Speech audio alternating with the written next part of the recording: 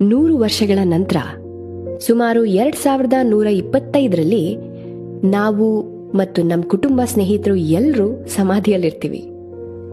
ಅಪರಿಚಿತರು ನಮ್ಮ ಮನೆಯಲ್ಲಿರ್ತಾರೆ. ನಾವು ಶ್ರಮಪಟ್ಟು ಗಳಿಸಿದ್ದೆಲ್ಲವೂ ಅವರಿಗೆ ಹಸ್ತಾಂತರವಾಗಿರುತ್ತೆ. ನಾವು ಗಳಿಸಿದ ದುಡ್ಡು, ಕಾರು, ತಂತ್ರಜ್ಞಾನ ಎಲ್ಲವೂ ಇನ್ನೊಬ್ಬರ ಕೈಗೆ ಹೋಗಿರುತ್ತೆ.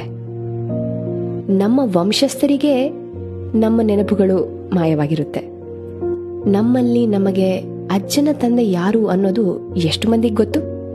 ನಾವು ಬದುಕಿದ ನೆನಪುಗಳು ಕೆಲವೊಂದು ವರ್ಷಗಳವರೆಗೆ ಉಳಿಯುತ್ತವೆ. ಆದರೆ ಕಾಲಗತಿಯಲ್ಲಿ ಇತಿಹಾಸವು ಮರೆಯಲ್ಪಡುತ್ತವೆ. ನಮ್ಮ ಫೋಟೋಗಳು, ಕಾರ್ಯಗಳು ಎಲ್ಲವೂ ಮರೆಯಾಗುವ ಕಸದ ಬುಟ್ಟಿಗೆ ಹೋಗುತ್ತವೆ. ನಾವು ನೆನಪುಗಳಾಗಿಯೇ ಉಳಿಯಲು ಸಹ ಸಾಧ್ಯವಿಲ್ಲ.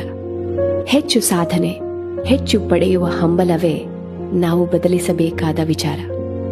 ನಿಜವಾದ ಜೀವನವನ್ನು ಅನುಭವಿಸಲು ನಾವು ಯಾವಾಗಲೂ ಅನೇಕ ಕಡೆಗಳ ಕಡೆ ನೋಡುತ್ತೇವೆ. ಆದರೆ ಇದು ನಮ್ಮ ಪಾಲಿಗೆ ಇಗ್ನರೆನ್ಸ್ ಆರ್ ವೀಕ್ನೆಸ್ ಅಲ್ವೇ? ನಾನು ಬದಲಾಯಿಸಿದೆ. ಹಾರುವ ಸಮಯದ ಜೊತೆಗೆ ನಿಜವಾಗಿಯೂ ಮಹತ್ವಪೂರ್ಣವಾದ ನೆನಪುಗಳನ್ನು ರೂಪಿಸುವಂತೆ ನನ್ನನ್ನು ನಾನು ಬದಲಾಯಿಸಿದೆ. ವರ್ತಮಾನದಲ್ಲಿ ಬದುಕಿದೆ. Let us be happy now, here.